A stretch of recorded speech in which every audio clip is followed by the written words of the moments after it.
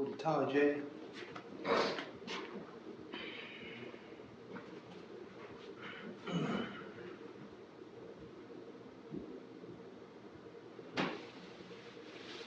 I am the nasty pastor, and I'm back with another extra. Yo, it's what? If you count the day, we're 4 days almost into a new year. You got me? 4 days into a new season. 4 days into figuring our 2025 season. Look, make some good, how to say it, goals. You know what I mean? Set some goals for yourself. If you have the time, if you have not already did it, because I know there are some people out here, they in 2026, you know what I mean? And if you haven't set goals for yourself, set them. You got what I'm saying? If you haven't realized what you're in, the decisions you have made, the choices you have made, sit back and collect your thoughts. You need paper and pen, write it down. You got what I'm saying? Write it down. X out the things that you've accomplished. X out the things that right now you have no way of accomplishing it. So you put a pause on it. You feel what I'm saying? Put a pause on it and revisit it later when you figure that, okay, this may be the issue of this. Okay, I got that in place. So now let me go get this goal completed. And when you're sitting back and you're making goals for yourself, you have to have long-term and short-term goals. Sometimes our goals, we could complete them in 30 days. Sometimes our goals, it may be a 5-year plan. You know what I mean? And I'm very strong-willed in saying, if you don't follow the plan, then the plan won't be successful. There are bumps in the road. There are bumps in your life. And to give you the great, perfect analogy, your goals are just like your life. There's bumps in the road. You feel what I'm saying? So while you're out here completing your goal, there's going to be detours. There's going to be U-turns. There are going to be stop and go, and there are going to be moments you on that highway of success. It's just full throttle. You get me? You give me full throttle. So I say this to you, you know what I mean? Look, we're entering 2025. That's the year of the build/destroy. You figure out what you want to get accomplished in your life. And we can't help everyone. We just can't. You got what I'm saying? It's not right to take away from your kids to go help someone else when your kids are more needy than you think.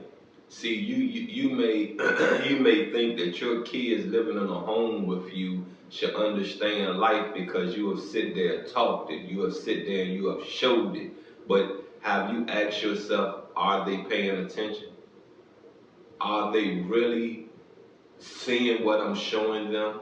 Are they really listening to what I'm speaking to this woman about? Just because they're there, just because they're in your presence while you're speaking and you're showing, does not mean that they are taking it inside of their own life as they understanding how to move in life.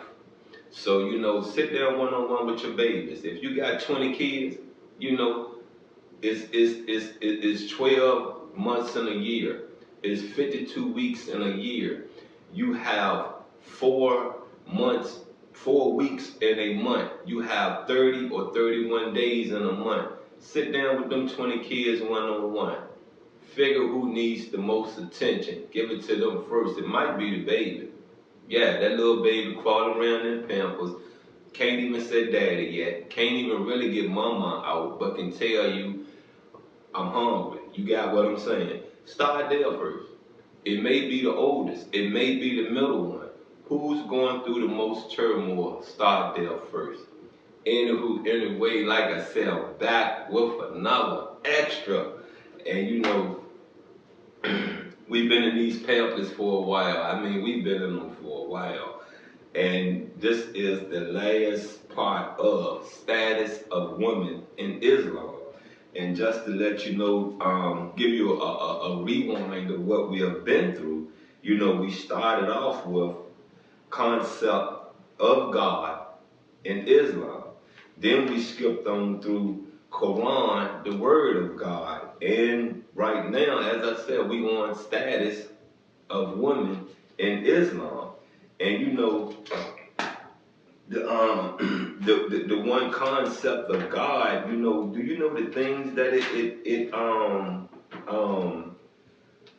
covered? You know, it covers stuff like the believer's surrender.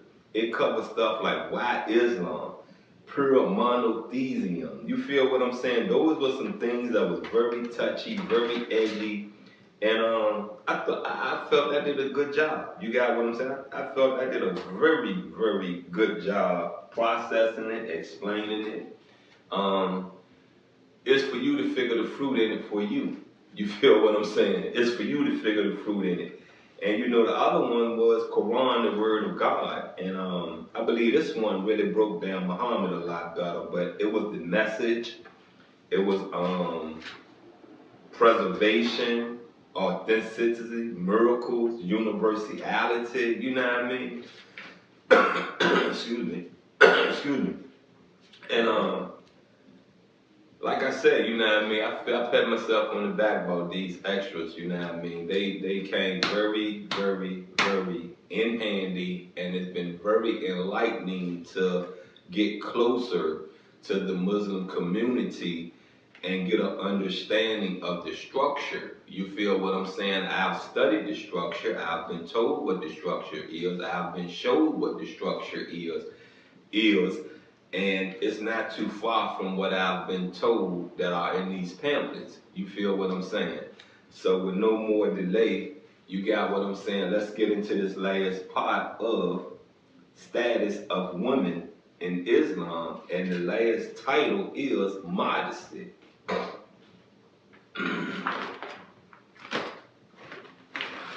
Now we all understand what modesty is, right? When you're being modest about something, right? If not, let's do this right quick before we get started so we all on the same page.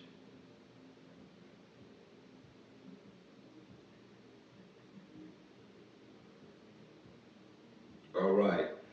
Being modest is an unassuming or moderate in the estimation of one's abilities or achievements.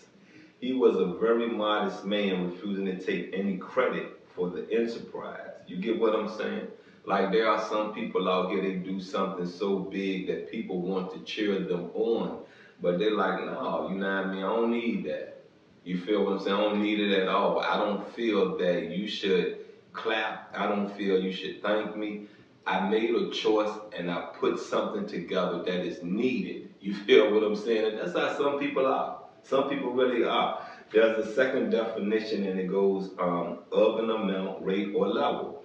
Relatively moderate, limited, or small. Drink modest amounts of alcohol. You get what I'm saying? Moderation. You get it? Moderation. Modest moderation. You understand what I'm saying? Got it?